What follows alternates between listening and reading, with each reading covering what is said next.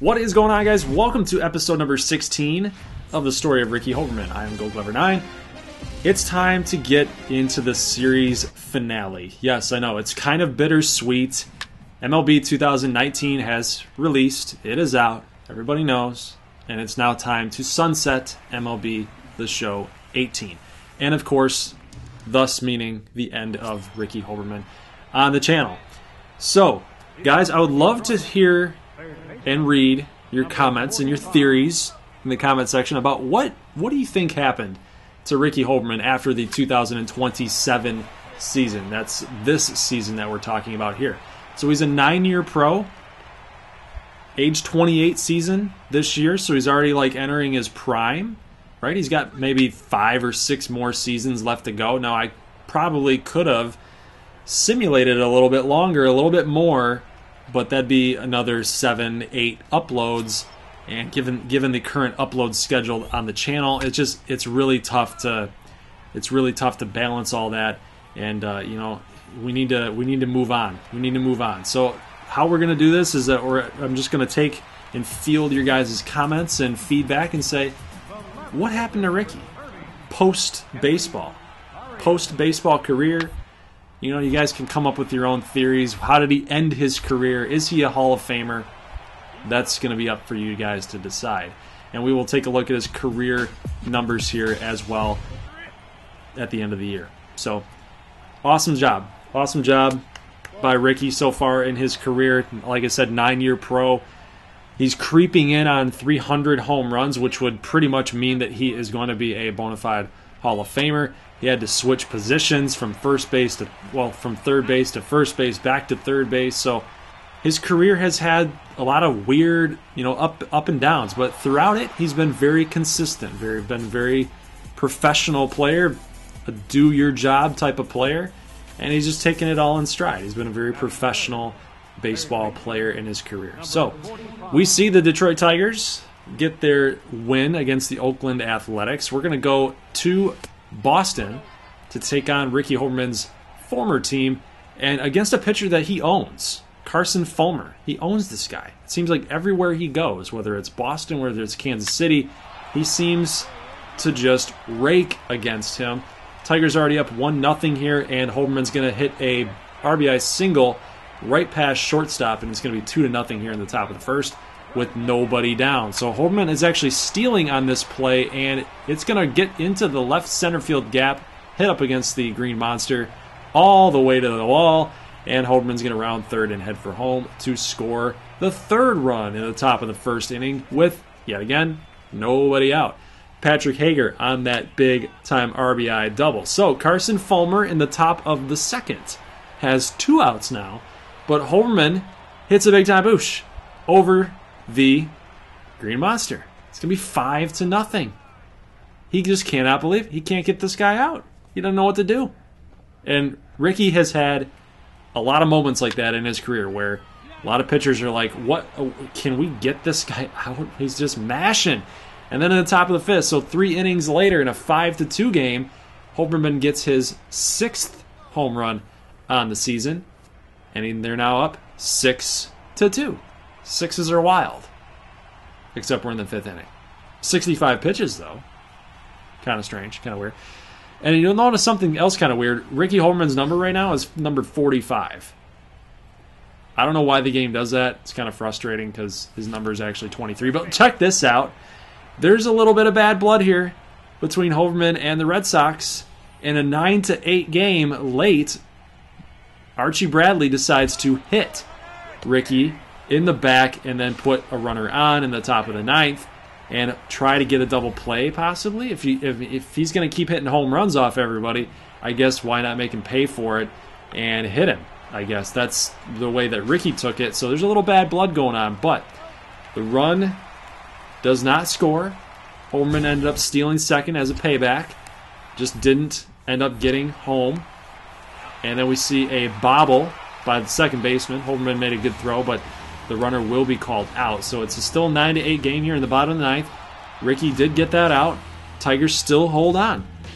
So we get another W with this Tigers team. They're not looking too bad. They look pretty good. I don't know where all these players come from though. They're really generic players. It's all the MLB The Show default roster created guys, the fake players. So yeah, I don't even know who they are. Okay, it's just a bunch of randos here in 2027. All right, get a little stats update here for Ricky, and going up against Daniel Mengden, a former Oakland A's pitcher, and you guys saw the career stat line. He's at 298 home runs so far in his still very young career. And he's going to get number 299 against Daniel Mengden for a solo home run at the top of the first here. Can he get a grand slam to be number 30 or 300? No. Not going to happen. Bad clutch going down. Mears walks off like it's no big deal. So let's shoot over to the top of the 10th. In a 1-1 game with 2 down, runner on first. Ricky is still looking for that 300th home run. And, you know, he can hit lefties pretty good. For whatever reason, he hits righties even better. What can we say? He's just an enigma. That's just the way that it is. Here comes the pitch. Fastball high and outside. And Ricky's going to hit a fly ball to right field, but there's the right fielder making the catch. So Ricky's still searching really hard for that 300th home run. He wants it. He's just sitting at that 299. He needs one more. And check this out. The Blondie pitcher that Ricky owns. Slider right down the middle. Ricky puts a charge into it. Left center field. This ball is up. This ball is gone. 300th home run for Ricky Holberman. That is a career milestone, guys. And at 28 years old, he sits only behind Alex Rodriguez, who reached 300 home runs at age 27. And he's actually tied with Andrew Jones, who reached his 300th home run at age 28. So that's some pretty dang good company, guys. Alex Rodriguez and Andrew Jones. Now, I know that A-Rod was tested positive for some roid usage, but, you know, Ricky's been clean. A lot of rumors early in his career, like, where'd this guy come from? How did he hit all these home runs? Well, he's just a boss. And you know what? The standing ovation, that's the classy part about baseball, guys. The curtain call, even on the road, even against the divisional opponent, Chicago White Sox, Holberman hits his 300th home run on the road in Chicago, and people still give him a standing ovation. Very, very classy. Very, very classy move. But all those home runs in his career are not really going to translate here to the home run derby this season in 2027. So going up against Joey Gallo, former teammate for the Boston Red Sox. Now, if you guys remember right, obviously Gallo is a Texas Ranger. However, he was traded at some point from 2019 to 2027. He was traded over to the Boston Red Sox as a first baseman for them. So Joey Gallo going to advance to the next round, so Holberman can't come through. He doesn't hit very well in this ballpark. I'll just say that much. Against the Marlins, doesn't happen too well for him. And that was evident here in his output here in the home run derby. So Ryan Ramirez goes up against Nomar Mazara, and he's going to end up winning the thing. So congratulations, dude. A new player, a younger player, a young guy. He actually plays first base here for the National League. And we will see Mr. Ryan Ramirez here as a ground ball is going to hit up the middle to the shortstop. And there he is right there making a nice scoop. That's Ramirez, who home run derby champ. All right, so let's go ahead and skip here to the 4th inning in Holberman's second at bat, down 6-0. He is going to get in with a double, which, you know, he's kind of losing a little bit of speed that he used to have, and that was kind of an interesting call for him to go to second to stretch it into a double, but it works out. The throw is offline. Like it, love it. Carlos Correa coming up, and he's going to knock Ricky in from second base, so back-to-back doubles for the American League All-Stars. He's going to trim the lead down to 5, so it's a 6-1 game. Here's Ricky fielding it. And, oh, the off-balance throw. Can he get there with enough arm strength? He can. Now, that is an all-star play. That's what you want to see when you're watching an exhibition all-star game. Look at that. On the one hop, the backhand, traveled 10 feet to get to the ball here and had enough mustard on it to get it over to first in time. Not too fast of a throw, though. Not too hard of a throw. 72 miles an hour. It's not very fast. But, you know, when you're throwing off your back foot like that and momentum carrying you the other way, yeah, it's got some heat to it. So 6-3 game here, and National League giving up the lead. Holberman's going to round second, head for third. He's looking like he's wanting to round it and head to home, but the cutoff man lets it go through to catcher. Catcher throws him out. Still, though, Correa comes through again with another double. And with that help from Correa, the American League is going to win the All-Star game. I know it doesn't mean anything anymore, but I just wanted to show you guys that because Ricky's All-Star appearances are important, right? At least to me it is. I don't know about you guys. I don't even know if you care. Let's go ahead and check out the standings real quick. National League East, Braves are in front. Only by 3 games, though. The Reds are ahead of the Brewers by 9. And in the National League West, Giants are down by the Dodgers by 1. Marlins and Giants tied for the wild card spot. So let's go ahead and take a look at some awards. David Dahl. It took him a while to get going, but you know he's kind of a highly touted guy in the Rockies organization. Holberman's actually in second place for the American League MVP, hitting .325 right now. He's having himself a huge year. .325, 31 bombs. You know, he might even have a better year than Correa. And Correa was up there at Silver Slugger for third base. I don't get that. So we're going to go ahead and sim all the way from All-Star break to the end of the season because there's a lot of things I want to get to. And you guys will notice David Dahl ends up winning the American League MVP. 33 years old. So that's 5 more. He's 5 years older than Ricky, which really to me only means that Ricky can even improve upon getting better than he already is. He's a 99 right now. He's a 99 overall player.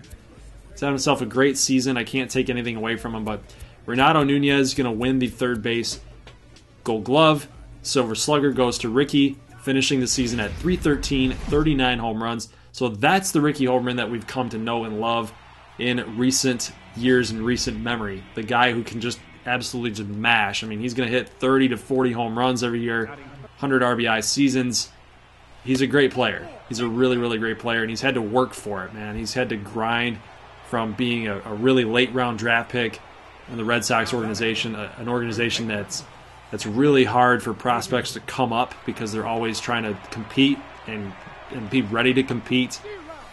It's tough to come up in that organization. There's always somebody blocking you at some way and somehow. So really kudos to Ricky for carving out a really good career. So let's go ahead and get into this American League Divisional Series round against the, you guessed it, the LA Angels. And Ricky has had his fair share of run-ins with the LA Angels and Mike Trout for quite some time here. And wow, interesting decision there by Ricky to stretch that hit into a third base opportunity for the Tigers. Like, he should have stopped at second base. That's what I'm really getting at. He should have stopped there, and I don't know what he saw, but he kept going and was aggressive about it, and I guess it panned out because the run does score. 2 runs actually scored off of that hit. Tigers were up 3-1, and as we move forward to the top of the 8th, Ricky is going to fly out. And in a 6-3 game, that pretty much means that the Angels are going to get the W. So these guys are a thorn in our sides, man. They just are. It's frustrating. It's frustrating. Skipping ahead, Detroit ends up winning game number 3 to stave off elimination. We were down 2-0 in the series. We win this one. Holberman didn't do a whole lot, but this guy, the pitcher, Ojeda, went 9 innings for us and got us the W here. So let's go ahead and go to game number 4. Ricky and the Tigers at home. Got to get a W. Got to do it one more time. You got to win 3 straight games. Well, 2 straight games now, but 3 straight games earlier in order to advance to the ALCS, a place that Ricky has not been able to go to since his Cleveland Indian days, if I do recall. Even when he was traded from Cleveland back to Boston, they still got eliminated by the Angels in that playoff matchup. So, yeah, he's had his fair share of run-ins with this LA Angels team. So Ricky's going to actually get a base hit through first base, second base hole. And that's going to actually lead to a run here as he was able to move the runner over. Ground ball by Hager is going to get that run in. It's going to be 2-0 here in the bottom of the third. Ricky on second base, and a strikeout. Strikeout by Hernandez. Sucks. We needed more runs. We want more runs. We want to make sure that we're going to win this baseball game here. 2-0 game, bottom of the sixth, and Ricky comes up and gets a single back to center field. So again, with nobody out, he's getting some stuff done for Detroit and trying to steal a base here, and what a tag. It's a really good tag. Really even better of a throw. It was a strike him out, throw him out, so that kind of hurts the Tigers' chances here, and check it out. The Angels end up taking the lead here 5-3 in the bottom of the eighth. It's not looking too good right now. Ricky's got to find a way to get on base, help his team, find a way to get him in and get him scored, cut that lead down to 1. If he can hit a home run, that would be really nice, right? So he's already looking for the big-time boosh, but, you know, you got to play a little small ball thought process here. Don't try to be too big for the moment. Put a good swing on something. Let's see if something happens here. But look at this pitch right down the freaking middle. Swing and a drive. Right center field gap. Can it get over the wall? It's going to be a solo home run for Ricky. It's going to be 5-4. Down by 1 run. Guys, nobody out either. In the bottom of the 8th. We also have another inning to go for the bottom of the 9th. But the bad thing is, it can't all be done by Ricky. It's got to be done by his teammates. And they can't get it done. So the LA Angels find another way to yet again deny Ricky from a advancement into the playoffs. So I forget how many years in a row this is, but it seems like every time that Ricky's on a baseball team, that team gets to the playoffs. And it just really feels like every time that we get in the ALDS, the Angels are bouncing us. So, man, it sucks. And then, of course, the Red Sox, you guys saw the screen there, the Red Sox won the World Series against the Cincinnati Reds. And what's really funny about that whole situation is that the Red Sox, as you know, drafted Holberman. And then the Cincinnati Reds, I had a franchise going for the Cincinnati Reds in MLB 18 the show. And that series had to take Ricky and put him on the back seat. Put him in the back seat. Don't even worry about him. You know? A lot more uploads for the Reds going on, so it's just kind of weird that in the series finale video, we had to see the Reds and the Red Sox in a World Series matchup. It's kind of like they just trolled Ricky Holberman the whole entire way. It's just crazy. So I hope you guys enjoy this series. I know that I really did. I had a lot of fun with this thing, and you know, I feel like I say it a lot, but I really want to just hit this home. When I was a kid and I made this player, like, I love baseball. I absolutely love it. And, you know, baseball as a kid, I feel like it has more meaning because there's always something to aspire to, right? You always look up, even in any sports, really. Whether it's a real player that you look up to, or if it's this figment of your imagination that you kind of look up to, that you wish you were like, that kind of thing. It's kind of like that. And being able to put that imagination and put that creation that you had as a young kid, like 8 to 10-year-old kid, on the screen, and then just have some adult fun with it. It's just kind of cool. And I'm really thankful that you guys were interested in this series. You took a liking to the player. You were really interested to see how he was going to do. You know, where is he going to get traded to next? Was he going to ever win the MVP? His road to the show comes to a close in today's video. And that's kind of why I wanted to leave this whole entire thing open for interpretation as to what you think happened to Ricky in his final seasons as a Major League Baseball player. Keep in mind, he was a 9-year pro. He's 28 years old. He probably had maybe 7 or 8 more seasons left to go in him. He would have been 36 at that point, right? And that's pretty... I mean, baseball players can play until you're 40. If you're really good, you can play until you're 40. Yeah, so I just want to know. I just want to know what you guys think happened to Ricky, and did he get traded to every team? Because the way that this was going earlier in his career, that could very well could happen. You guys see it on screen. He gets traded to the Astros, gets traded to the Brewers, gets traded to the Mets, gets traded to the Rockies. It's just all over the board, all over the place. And then he gets traded to Cleveland, and then Cleveland ends up trading him back to Boston for a year. It's just oh my God, it's just freaking nuts. But that just is a testament to the type of player that Ricky is, right? I mean, he worked hard, worked really hard. As a late round draft pick, round 23, able to pull himself together and push himself up to the top. I mean, he started as a third baseman, moved to first base just to appease the Red Sox, and then he couldn't break the stigma that he was only a first baseman. And then he wins a World Series against the Chicago Cubs for the Cleveland Indians. In order to get there, he knocks off his former team that drafted him. It was a really good story. I felt like it was a really, really good story.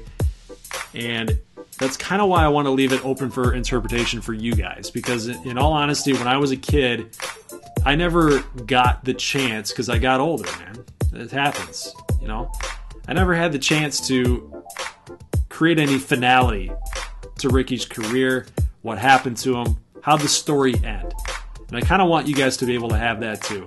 So I'd love to see your comments and read those. And, I know it's kind of bittersweet, but the series does have to end.